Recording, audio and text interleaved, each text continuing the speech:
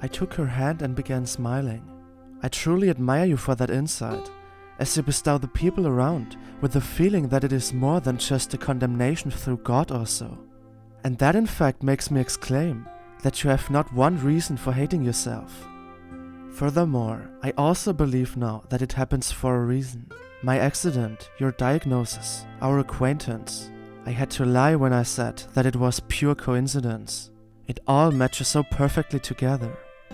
I don't know yet where we are headed, but it feels right, and that is all that matters. For now we only have to endure my father's plannings, and then we are likely traveling to Norway or the Maldives. Can you imagine that? No, that is not what I was referring to. I mean, yeah, it is incredible that we soon get to visit places we never would have visited under conventional circumstances. But what I actually meant is refer to what role we play in that what is going on. How should I say? There's got to be some sort of bigger picture in that. As mentioned, it does feel like it happens for a reason, and furthermore, I can't get rid of this destiny term you told me some time ago. You are absolutely right, I see that now, even though I am far away from being able to tell where it will lead us. The only thing I know in this regard is that we're headed somewhere. As I took a pause of speech, she turned toward me and complimented my statement. What I know is that it will not mislead us, as we're being guided by truth, and according to me, that is the reason why it feels so amazing. I could not have formulated that any better. As a consequence, my thirst for answers was slaked, albeit I received none. It was like being thirsty, but then suddenly losing the sensation related to the lack of liquid completely without drinking. I probably saw that I didn't need to see it right away. The only conviction I had to maintain said it was not at all necessary to foresee things. The trust that it would beacon me, us, to our highest good was sufficient for believing that everything was going to be alright. Despite those opaque aspects I could not grasp at all, my view on that extraordinary relationship in general was clearer than ever. It was not like everyone else's bond, according to which they saw one another occasionally, then spent time together and then followed their individual paths again. The very life or job that had nothing to do with their partner. The occupation where it was even inefficient to involve their partner. From my point of view, I saw therein the prime divergence, making our connection so special. My occupation was Chloe and I was hers. And just like that behaved our lives. She was mine and I was hers. The fact alone that she showed me what it means to live, to love, makes her imperative for my being. However, utterly entrenched in thoughts, I completely missed the time passing by, as it had become darkest night already. When I arrived, it was still bright daylight and the sun was shining into my face, but then it converted to the exact opposite. And since no one of us made any efforts to hit the lights, for it was not of need before, we kind of sat in the obscure environment of Chloe's room. As I consciously realized that, I animated her to turn the lights on by indicating that I couldn't see her properly.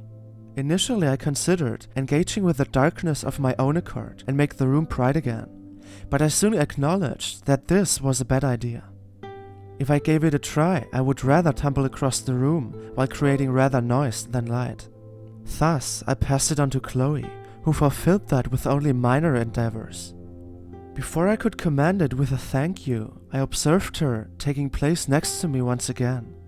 Actually, I played with the thought to make my way home soon, but when I was honest, I just couldn't.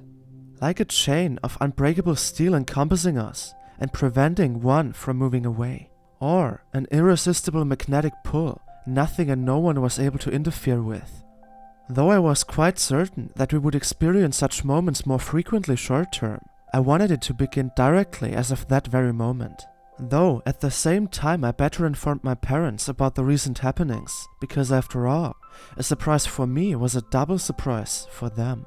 And surprises they had experienced enough in those times. Despite that fact though, I couldn't resist the attraction Chloe radiated onto me, and at the latest when she presented me with a choice, I was struck by decisiveness. She namely interrupted my urge to come to a conclusion by the following. It has become quite late already, so if you want, you can stay for the night. We have room for a dozen of other people, so I think it won't be a problem to accommodate you here. Alternatively, my room is big enough for both of us, as you have already witnessed for yourself. I mean, it is not like we haven't done this before. What do you think?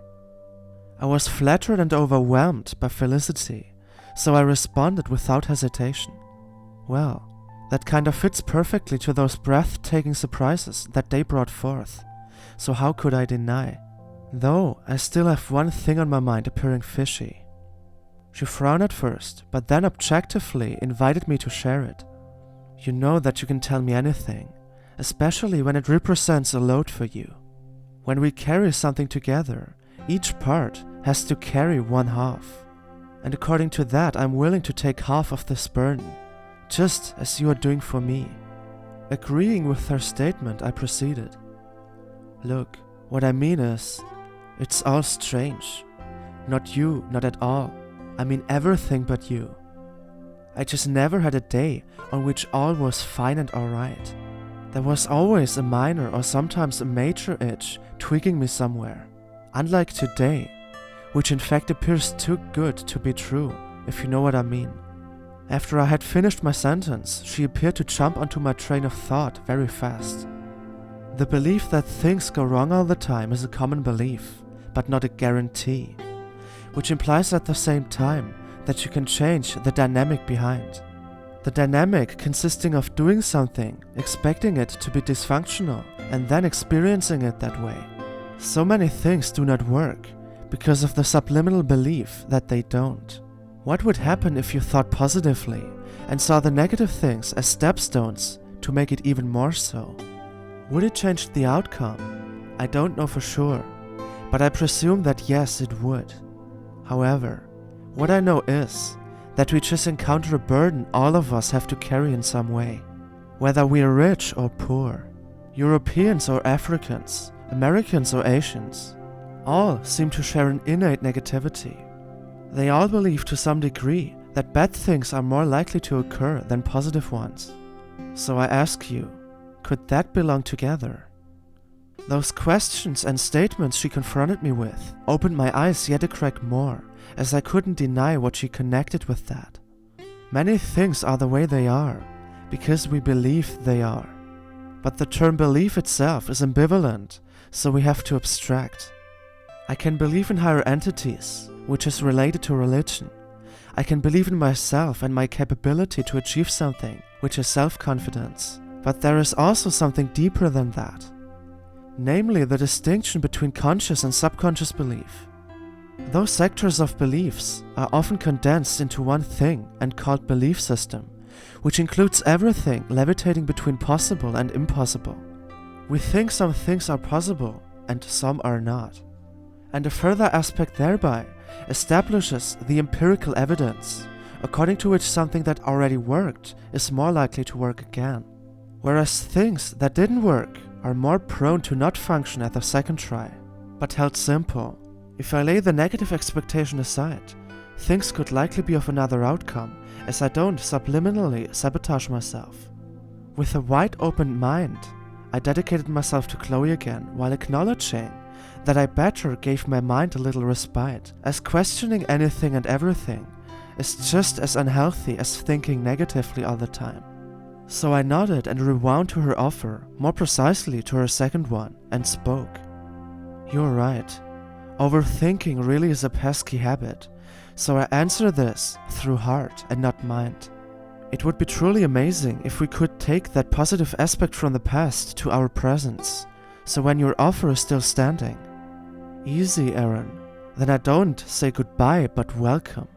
She smiled from left to right, which infected me equally and furthermore chased any further remnants of doubt away. Then, while I prepare myself for bed, you can decide on which side you want to sleep. Before I could say anything, she disappeared into the hallway and left me alone with the mentioned decision.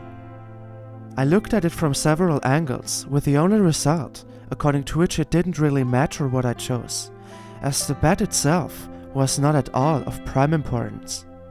Out of an impulse, I therefore chose the opposite side of where we were sitting previously, because it was the wall side, and thus Chloe had access to her cupboard and so on. In exchange, I had the window nearby, so I was situated nearly like in my own room, where my bed was the first piece of furniture being flooded with light from outside. But right when I was about to approach the side to investigate it closer, my attention was raised as I saw the second bedside table. The first one had nothing spectacular on it. You could say it was equipped with things you need when you wake up. The one on my side, though, had something on it that downright irritated me. As a matter of fact, it was something I already knew. The room itself represented completely new terrain, basically everything inside, but with that one exception, namely the nightstand. The things adorning it were presented as if it was a shrine of some sort. A shrine it didn't take much effort to recognize whom it was devoted to. Me. I held my breath when I saw the white tablecloth and on it the Uno set alongside Frankie and a heart in between. Every faculty of my body commanded in consensus that this was beyond lovely. It created a sensation I was not familiar with yet. I was incapable of describing it, but spontaneously felt like hugging her. Luckily, I gradually heard movement originating from outside the room, so that I directed my attention onto the door. Being too overwhelmed to think, I just acted upon my heartbeat and likewise seized my mind with any apprehensions related to consequences.